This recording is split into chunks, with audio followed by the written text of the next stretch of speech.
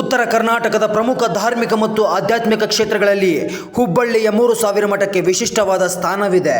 ಇದು ಕೇವಲ ಒಂದು ಧಾರ್ಮಿಕ ಕೇಂದ್ರವಲ್ಲ, ಶತಮಾನಗಳ ಇತಿಹಾಸವನ್ನು ತನ್ನೊಳಗೆ ಇಟ್ಟುಕೊಂಡಿರುವ ಒಂದು ಮಹತ್ವದ ಧರ್ಮಪೀಠ. 3000 ಮಠದ ಕಥೆ ಎಂದರೆ ಕೇವಲ ಒಂದು ಮಠದ ಕಥೆಯಲ್ಲ, ಇದು ಶತಮಾನಗಳ ಇತಿಹಾಸದ ಕತೆ, ಶರಣರ ಪರಂಪರೆಯ ಕತೆ, 3000 ಭಕ್ತ ಮಹೇಶ್ವರರ ನೆನಪಿನ ಕತೆ, ಭಕ್ತರ ನಂಬಿಕೆಯ ಕತೆ, ಶೂನ್ಯ ಸಿಂಹಾಸನದ ಆಧ್ಯಾತ್ಮಿಕ ಪರಂಪರೆಯ ಕತೆ, ಸಮಾಜ ಸೇವೆ ಮತ್ತು ಶಿಕ್ಷಣದ ಮೂಲಕ ಸಾವಿರಾರು ಜನರ ಬದುಕಿನಲ್ಲಿ ಬೆಳಕು ಮೂಡಿಸಿದ ಒಂದು ಮಹಾನ್ ಧರ್ಮಪೀಠದ ಕತೆ. 3000 ಭಕ್ತ ಮಹೇಶ್ವರರಿಂದಲೇ ಈ ಹೆಸರು ಬಂತ, ಅಥವಾ 3000 ಮಠ ಎಂಬ ಹೆಸರಿನ ಹಿಂದೆ ಇನ್ನೂ ಆಳವಾದ ಇತಿಹಾಸ ಅಡಗಿದೆಯಾ? ಇದು ಇತಿಹಾಸಕಾರರು ಮತ್ತು ಸಂಶೋಧಕರು ಇನ್ನಷ್ಟು ಅಧ್ಯಯನ ಮಾಡಬೇಕಾದ ವಿಷಯ. ಆದರೆ ಒಂದು ಮಾತ್ರ ಸತ್ಯ, ಇತಿಹಾಸದ ಪುಟಗಳಿಂದ ಇಂದಿನವರೆಗೂ ತನ್ನ ಪರಂಪರೆಯನ್ನು ಉಳಿಸಿಕೊಂಡು ಭಕ್ತಿ, ಇತಿಹಾಸ, ಸಂಸ್ಕೃತಿ, ಶಿಕ್ಷಣ ಮತ್ತು ಸಮಾಜ ಸೇವೆಯ ಸಂಗಮವಾಗಿ ಹುಬ್ಬಳ್ಳಿಯ ಹೃದಯ ಭಾಗದಲ್ಲಿ ಇಂದಿಗೂ ಗಟ್ಟಿಯಾಗಿ ನಿಂತಿದೆ ನಮ್ಮ ಹುಬ್ಬಳ್ಳಿಯ ಹೆಮ್ಮೆಯ ಶ್ರೀ ಜಗದ್ಗುರು 3000 ಮಠ. ಒಂದು ಕಾಲದಲ್ಲಿ ಪವಳ್ಳಿ ಎಂದು ಕರೆಯಲ್ಪಡುತ್ತಿದ್ದ ಇಂದಿನ ಹುಬ್ಬಳ್ಳಿ ನಗರದಲ್ಲಿ ಅನೇಕ ಮಠಗಳು ಮತ್ತು ಧಾರ್ಮಿಕ ಕೇಂದ್ರಗಳು ಇದ್ದವು. ಆದರೆ ಕಾಲ ಬದಲಾದರೂ, ನಗರ ಬೆಳೆದರೂ, ತಲೆಮಾರುಗಳು ಬದಲಾದರೂ ತನ್ನದೇ ಆದ ಆಧ್ಯಾತ್ಮಿಕ ಪರಂಪರೆ, ಶರಣ ಸಂಸ್ಕೃತಿ ಮತ್ತು ಭಕ್ತರ ನಂಬಿಕೆಯೊಂದಿಗೆ ಇಂದಿಗೂ ತನ್ನ ಅಸ್ತಿತ್ವವನ್ನು ಗಟ್ಟಿಯಾಗಿ ಉಳಿಸಿಕೊಂಡಿರುವ ಕ್ಷೇತ್ರವೇ 3000 ಮಠ. ಹೌದು ಸ್ನೇಹಿತರೆ, 3000 ಮಠದ ಇತಿಹಾಸವನ್ನು ಹಲವು ಶತಮಾನಗಳ ಹಿಂದಕ್ಕೆ ಕೊಂಡೊಯ್ಯುವ ಉಲ್ಲೇಖಗಳು ಕಂಡುಬರುತ್ತವೆ. ಕಲಚೂರಿ ಕಾಲದ 12ನೇ ಶತಮಾನದ ಶಿರಸಿ ಶಿಲಾಶಾಸನದಲ್ಲಿ 3000 ಮಠದ ಉಲ್ಲೇಖವಿದೆ ಎಂದು ಹೇಳಲಾಗುತ್ತದೆ. ಶೈವ ಪರಂಪರೆಯ ತಾಯಿ ಬೇರಿನಿಂದ ಬೆಳೆದು ಬಂದ ಈ ಮಠ ನಂತರ ಶರಣ ಪರಂಪರೆ ಮತ್ತು ಅಲ್ಲಮ ಪ್ರಭುವಿನ ಶೂನ್ಯ ಸಿಂಹಾಸನ ಪೀಠದ ಪರಂಪರೆಯೊಂದಿಗೆ ಬೆಸೆದುಕೊಂಡಿತ್ತು ಎಂದು ಅಭಿಪ್ರಾಯವೂ ಇದೆ.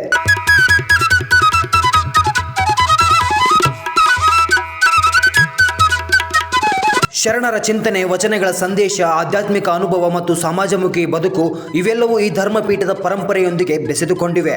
ಈ ಕಾರಣಕ್ಕಾಗಿಯೇ 3000 ಮಠವು ಧಾರ್ಮಿಕ ಕ್ಷೇತ್ರ ಮಾತ್ರವಲ್ಲದೆ ಉತ್ತರ ಕರ್ನಾಟಕದ ಶರಣ ಸಂಸ್ಕೃತಿಯ ಪ್ರಮುಖ ಕೇಂದ್ರವಾಗಿಯೂ ಗುರುತಿಸಿಕೊಂಡಿದೆ. ಈ ಮಠಕ್ಕೆ 3000 ಮಠ ಎಂಬ ಹೆಸರು ಹೇಗೆ ಬಂತು ಎಂಬುದು ನಿಮಗೆ ಗೊತ್ತಾ? ಹಾಗಾದರೆ ಹೇಳ್ತೀನಿ ಕೇಳಿ. ಇದರ ಹಿಂದೆ ಒಂದು ಐತಿಹಾಸಿಕ ಪ್ರತೀತಿ ಇದೆ. ಕಲ್ಯಾಣದ ಕ್ರಾಂತಿಯ ನಂತರ ಅಲ್ಲಿದ್ದ ಸುಮಾರು 3000 ಭಕ್ತ ಮಹೇಶ್ವರರು ತಮ್ಮ ಧಾರ್ಮಿಕ ಮತ್ತು ಆಧ್ಯಾತ್ಮಿಕ ಪರಂಪರೆಯನ್ನು ಮುಂದುವರಿಸಿಕೊಂಡು ಪವಳ್ಳಿಗೆ, ಅಂದರೆ ಇಂದಿನ ಹುಬ್ಬಳ್ಳಿಗೆ ಬಂದು ನೆಲೆಸಿದರು ಎಂಬ ನಂಬಿಕೆ ಇದೆ. ಅವರು ಈ ಧರ್ಮಪೀಠದಲ್ಲಿ ತಂಗಿ ತಮ್ಮ ಆಧ್ಯಾತ್ಮಿಕ ಜೀವನವನ್ನು ಮುಂದುವರಿಸಿದರು ಎನ್ನಲಾಗುತ್ತದೆ. ಹೀಗೆ 3000 ಭಕ್ತ ಮಹೇಶ್ವರರು ಈ ಕ್ಷೇತ್ರಕ್ಕೆ ಬಂದು ನೆಲೆಸಿದ ನೆನಪಿನಿಂದಲೇ ಈ ಮಠಕ್ಕೆ 3000 ಮಠ ಎಂಬ ಹೆಸರು ಬಂದಿದೆ ಎಂಬುದು ಹಲವರ ಅಭಿಪ್ರಾಯ.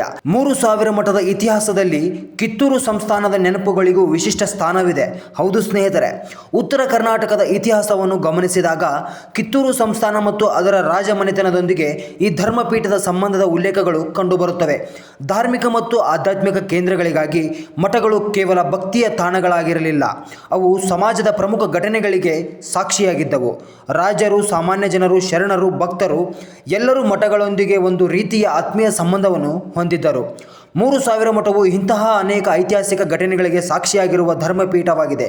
ಹೀಗಾಗಿ ಈ ಮಠದ ಇತಿಹಾಸವನ್ನು ಅರ್ಥ ಮಾಡಿಕೊಳ್ಳುವುದು ಎಂದರೆ ಹುಬ್ಬಳ್ಳಿಯ ಮಾತ್ರವಲ್ಲ, ಉತ್ತರ ಕರ್ನಾಟಕದ ಧಾರ್ಮಿಕ, ಸಾಮಾಜಿಕ ಮತ್ತು ಸಾಂಸ್ಕೃತಿಕ ಇತಿಹಾಸದ ಮತ್ತು ಪ್ರಮುಖ ಭಾಗಗಳನ್ನು ಅರ್ಥ ಮಾಡಿಕೊಳ್ಳುವುದಾಗಿದೆ.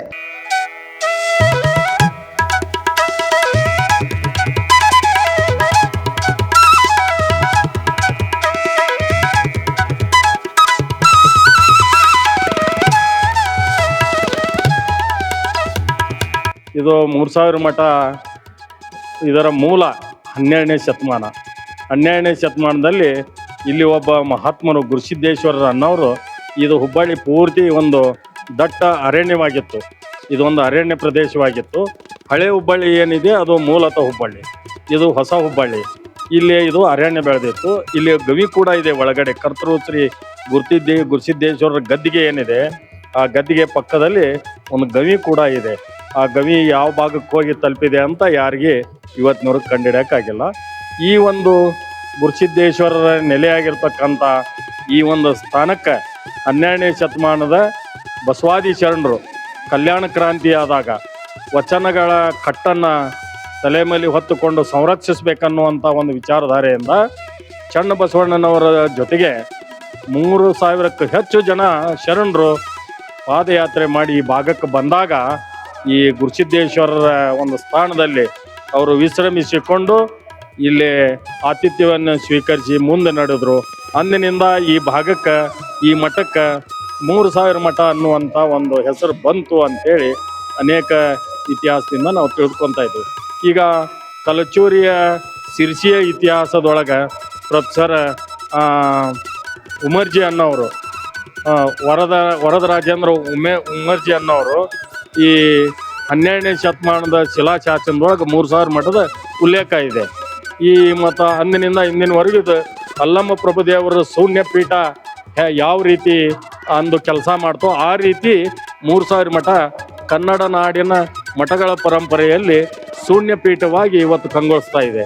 ಅನೇಕ ಮಠಾಧೀಶರುಗಳು ಈ ಒಂದು ಸ್ಥಾನದಲ್ಲಿ ಆಗಿ ಹೋಗಿದ್ದಾರೆ. ಮೇ 1, 1958ರಂದು ಜಗದ್ಗುರು ಗಂಗಾಧರ ಮಹಾಸ್ವಾಮಿಗಳು ಈ ಪೀಠಕ್ಕೆ ಅವರು ಉತ್ತರಾಧಿಕಾರಿಯಾಗಿ ಬಂದರು. ಅವರು ಬಂದ ನಂತರ ಕಾಲಾಯ ತಸ್ಮೈ ನಮಃ ಅಂದಾಗ ಕಾಲ ಬದಲಾದಂತೆ ಎಲ್ಲ ಕೂಡ ಬದಲಾವಣೆ ಆಯಿತು. ಬೆಳೆಯತಕ್ಕಂಥ ಈ ಭಾರತ ದೇಶದ ಒಂದು ವೇಗಕ್ಕೆ ಈ ಮಠವನ್ನು ಅಭಿವೃದ್ಧಿಪಡಿಸುವಲ್ಲಿ ಗಂಗಾಧರ ಅಜ್ಜಾರ ಒಂದು ಶ್ರಮ ಏನೈತಲ್ಲ ಅದು ಎಷ್ಟು ಹೇಳಿದ್ರು ಕಡಿಮೆ, ವರ್ಣನಾತೀತ ಅದು. ಅವರು ಈ ಪೀಠಕ್ಕೆ ಬಂದ ತಕ್ಷಣ ವಿದ್ಯಾಕೇಂದ್ರಗಳನ್ನು ಸ್ಥಾಪನೆ ಮಾಡಿದರು. ಆಮ್ಯಾಗ ವರ್ಣಮಾಲೆಯನ್ನು ಸ್ಟಾರ್ಟ್ ಮಾಡಿದರು. ಪರಂ ಜ್ಯೋತಿ ಅನ್ನುವಂಥ ಪತ್ರಿಕೆಯನ್ನು, ಮಾಸ ಪತ್ರಿಕೆಯನ್ನು, ಧಾರ್ಮಿಕ ಮಾಸ ಪತ್ರಿಕೆಯನ್ನು ಆರಂಭಿಸಿದರು. ಕುಮಾರೇಶ್ವರ ಶ್ರೀ ಕುಮಾರೇಶ್ವರ ಸಾಧಕರ ಕೇಂದ್ರವನ್ನು ಮಾಡಿ ಸಾವಿರಾರು ವಟುಗಳಿಗೆ ಜ್ಞಾನವನ್ನು ಕೊಟ್ಟರು. ಇವತ್ತು ಕನ್ನಡ ನಾಡಾಯ್ತು, ಇಡೀ ನಮ್ಮ ಲಿಂಗಾಯತ ಪರಂಪರೆಯ ಮಠಗಳಲ್ಲಿ ಇವತ್ತೇನು ಮಠಾಧೀಶರಾಗಿದ್ದಾರೆ ಅವರೆಲ್ಲರೂ ಕೂಡ ಇವತ್ತ ಈ ಒಂದು ಕುಮಾರೇಶ್ವರ ಸಾಧಕರ ಕೇಂದ್ರದಲ್ಲಿ ಅಭ್ಯಾಸ ಮಾಡಿ ಹೋಗಿ ಅವರು ಮಠಾಧೀಶರಾಗ್ಯಾರ ಅನ್ನುವಂಥದ್ದನ್ನ ಇವತ್ತು ನಾವು ಸ್ಮರಿಸ್ಬೇಕಾಗ್ತದೆ. ಶೈಕ್ಷಣಿಕವಾಗಿನೂ ಕೂಡ ಗಂಗಾಧರ ಅಜ್ಜ ಅವರು ಕೊಡುಗೆ ಬಹಳ ಅಮರವಾದದ್ದು. ಅವರು ಉತ್ತರ ಕರ್ನಾಟಕದ ಮೊಟ್ಟ ಮೊದಲ ಮಹಿಳಾ ಕಾಲೇಜನ್ನು ಆರಂಭ ಮಾಡಿದಂಥ ಕೀರ್ತಿ ಗಂಗಾಧರ ಜಗದ್ಗುರುಗಳಿಗೆ ಸಲ್ತದೆ. ಅದ ನಮಗೆ ಇವತ್ತು ಜಯಚಾಮರಾಜನಗರದಲ್ಲಿ SJMV ವಿದ್ಯಾಕೇಂದ್ರದ ವುಮೆನ್ಸ್ ಕಾಲೇಜ್ ಅಂತಿದೆ. ಅದು ಉತ್ತರ ಕರ್ನಾಟಕದ ಮೊಟ್ಟ ಮೊದಲ ಮಹಿಳಾ ಕಾಲೇಜು.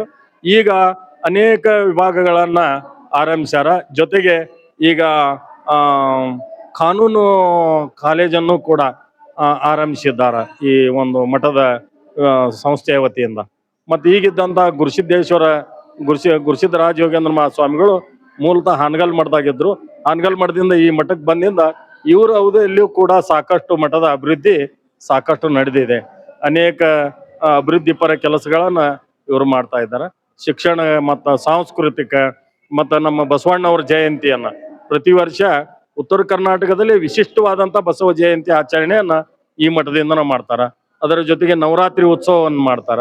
ಶ್ರಾವಣ ಮಾಸದ ಕೊನೆಯ ಸೋಮವಾರ ಈ 3000 ಮಠದ ಕರ್ತೃ ಶ್ರೀ ಗುರುಸಿದ್ದೇಶ್ವರರ ಜಾತ್ರೆ ಆಗ್ತಾ ಇದೆ. ಹುಬ್ಬಳ್ಳಿಗೆ ಪ್ರತಿಯೊಬ್ಬ ವ್ಯಾಪಾರಸ್ಥರು ಗುರುಸಿದ್ದೇಶ್ವರರ ಗದ್ದಿಗೆಗೆ ಬಂದು ಹಣಿ ಹಚ್ಚಿ ಹೋಗಿ ಅಂಗಡಿಯ ಒಂದು ಬಾಗಿಲವನ್ನು ತೆಗೆಯುವಂತ ಸಂಪ್ರದಾಯ ಇವತ್ತಿಗಿದೆ.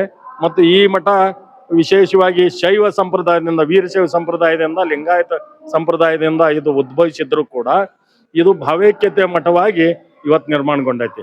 ಪ್ರತಿ ವರ್ಷ ಪ್ರತಿ ಸಾರಿ ಈದ್ಗಾ ಮೈದಾನದಲ್ಲಿ ಇಸ್ಲಾಂ ಬಾಂಧವರು ಪ್ರಾರ್ಥನೆಯನ್ನು ಮಾಡಿ ಮೊದಲಿಗೆ ಬಂದು ಭೇಟಿ ಆಗೋದೇ 3000 ಮಠಕ್ಕೆ ಬಂದು ಇಲ್ಲಿ ದರ್ಶನ ತೆಗೆದುಕೊಂಡು ಹೋಗ್ತಾರೆ ಪ್ರತಿ ವರ್ಷ.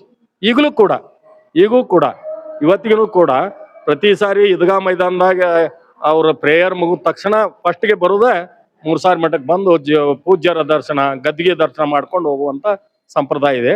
ಹೀಗಾಗಿ ಈ ಒಂದು 3000 ಮಠ ಅಂದ್ರೆ ಭಾವೈಕ್ಯತೆಯ ಕೇಂದ್ರ ಆಗೈತಿ. ಅಂತಾರಾಷ್ಟ್ರೀಯ ಶ್ರದ್ಧಾ ಕೇಂದ್ರ ಅಂತ 3000 ಮಠ ಇವತ್ತು ನಾವು ಗುರುತಿಸ್ತಾ ಇದ್ದೇವೆ. ಇಲ್ಲಿ ಅನೇಕ ಮಹಾತ್ಮರು ಇಲ್ಲಿ ಬಂದು ತಮ್ಮ ಒಂದು ಕಾರ್ಯಕ್ರಮಗಳನ್ನ ನೆರವೇರಿಸಿಕೊಟ್ಟು ಹೋಗ್ತಾರೆ. ಅನೇಕ ಪ್ರವಚನಗಳು ನಡೀತಾವ, ಶಿವಾನುಭವ ಗೋಷ್ಠಿಗಳು ನಡೀತಾವ. ಈಗಿದ್ದಂತ ಪೂಜ್ಯರು ಅನೇಕ ಗ್ರಂಥಗಳನ್ನು ಪ್ರಕಟ ಮಾಡ್ತಾ ಇದ್ದಾರೆ, ಧಾರ್ಮಿಕ ಗ್ರಂಥಗಳನ್ನು ಪ್ರಕಟ ಮಾಡ್ತಾ ಇದ್ದಾರೆ. ಹೀಗಾಗಿ ಕನ್ನಡ ನಾಡಿನ ಮಠದ ಪರಂಪರೆಯಲ್ಲಿ 3000 ಮಠದ ಕೊಡುಗೆಯನ್ನ ಹೆಸರನ್ನ ನಾವು ಮೊದಲಿಗೆ ಸ್ಮರಿಸಬೇಕಾಗ್ತದೆ ಅನ್ನುವಂಥ ಮಾತನ್ನ ಈ ಸಂದರ್ಭದಲ್ಲಿ ನಾನು ಹೇಳೋದಕ್ಕೆ ಇಚ್ಛಪಡ್ತೇನೆ. ಇದು ನಮಗ ಎಷ್ಟರ ಮಟ್ಟಿಗೆ ಅದು ಖರೆ ಐತೋ ಸುಳ್ಳೈತೋ ಅದು ಗೊತ್ತಿಲ್ಲ. ಒಟ್ಟಾರೆ ಏನಂದ್ರ ಕಿತ್ತೂರು ಸಂಸ್ಥಾನ ಅವನತಿ ಆದ ನಂತರ ಅಲ್ಲಿಯ ಒಂದು ಈ ಮಡಿಗೆಯನ್ನ ತೆಗೆದುಕೊಂಡು ಬಂದು, ಇದು ಅರಮನೆಯ ಮಡಿಗೆ ಅಂತ ಹೇಳ್ತಾ ಇದ್ದಾರೆ. ಕಿತ್ತೂರಿನ ಅರಮನೆಯ ಮಡಿಗೆಯನ್ನು ತೆಗೆದುಕೊಂಡು ಬಂದ್ರು, ಇಲ್ಲಿ ಜೋಡಿಸಿ ಅದನ್ನ ಒಂದು ರೂಪ ಕೊಟ್ರು ಅನ್ನೋ ಅಂತದನ್ನ ನಾವು ಕೇಳ್ತೇವೆ. ಅದಕ್ಕೆ ಏನೈತೆ ನಮ್ಗ ನಿಜವಾಗಿನೂ ಅದ್ರಲ್ಲಿ ಮೌಖಿಕವಾಗಿ ಮಾತಾಡ್ದಂಥದ್ದು, ಇದು ಲೇಖಿ ಮುಖಾಂತರ ಗೊತ್ತಾದಂಥದ್ದಲ್ಲ. ಹೀಗಾಗಿ ಮೌಖಿಕವಾಗಿ ಹಂಗ ಒಬ್ಬರಿಂದ ಒಬ್ಬರಿಗೆ ಕೇಳ್ಕೊಂಡು ಬಂದಂತ ಒಂದು ಮಾತಿನಿಂದ ಇದನ್ನ ಹೇಳ್ಬೇಕಾಗ್ತದೆ. ಇವತ್ತು ನಮ್ಮ 3000 ಮಠದ ಅನೇಕ ಶಾಖಾ ಮಠಗಳು ಕೂಡ ಕನ್ನಡ ನಾಡಿನಲ್ಲಿ ಅದಾವ. ಅವು ಎಲ್ಲವೂ ಕೂಡ ಈ ಮಠದ ಸಂಪ್ರದಾಯ, ಈ ಮಠದ ಒಂದು ಆಚರಣೆಗೆ ಹೊಂದಿಕೊಂಡು ಕೆಲಸಗಳನ್ನ, ಧಾರ್ಮಿಕ ಕೆಲಸಗಳನ್ನ ಮಾಡ್ತಾ ಇದ್ದಾವ ಅಂತ ನಾನು ಹೇಳೋದಕ್ಕೆ ಇಚ್ಛಪಡ್ತೇನೆ. ಹೆಮ್ಮೆಲೆ ಹೇಳ್ತೀವಿ ನಾವು ಯುಕೆ ಮಂದಿಲೇ.